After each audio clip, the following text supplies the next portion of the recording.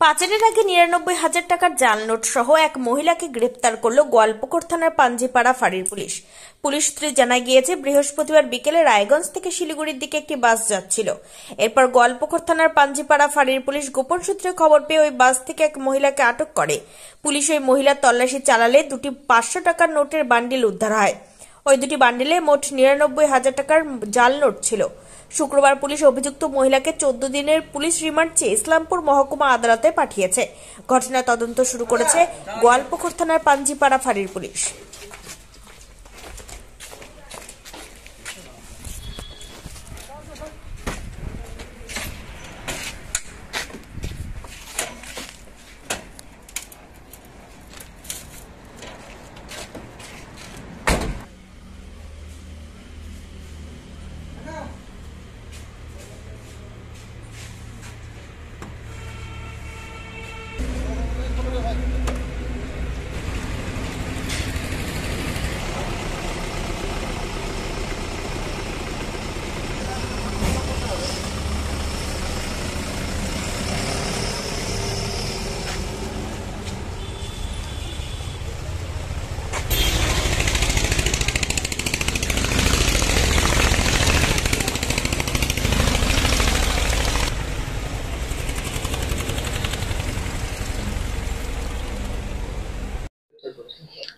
গতকালকে আমরা একটা গোপন সূত্রের মাধ্যমে খবর পেয়ে একজন মহিলা টুয়ার্ডস শিলিগুড়ি বাই বাস যাচ্ছে এবং ওনার কাছে জাল টাকা রয়েছে বলে খবর পেয়েছি।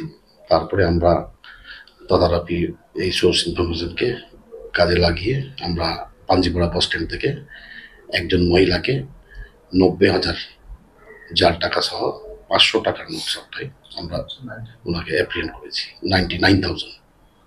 বললাম যে স্যার কোথা থেকে কোথায় নিয়ে যাওয়ার একটা চক্রান্ত ছিল। এটা টুয়ার্ডস শিলিগুড়ি যাচ্ছিল। বাকিটা আমরা আজকে ওনাকে কোর্টে ফরওয়ার্ড করছি ১৪ দিনের রিমান্ডের প্রেয়ার দিয়ে। তারপরে আমরা ফার্দার ইনভেস্টিগেশনে আমরা বোঝা যাবে কি টোটাল বৃত্তান্ত কি রয়েছে। স্যার কোথা থেকে যাচ্ছিল স্যার? টুয়ার্ডস রায়গঞ্জ সাইড থেকে টুয়ার্ডস শিলিগুড়ি সাইড যাচ্ছি। স্যার এই বিহার বাংলা সীমান্তবর্তী এলাকা থেকে আপনারা এটা উদ্ধার করেন পাঞ্জিপাড়া, এর সাথে কি আরো কেউ জড়িত রয়েছে চক্রের সাথে?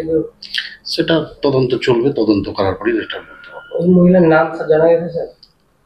নামটা আপনারা এটা অ্যাকচুয়ালি তদন্তের সাথে গোপন রাখা হয়েছে।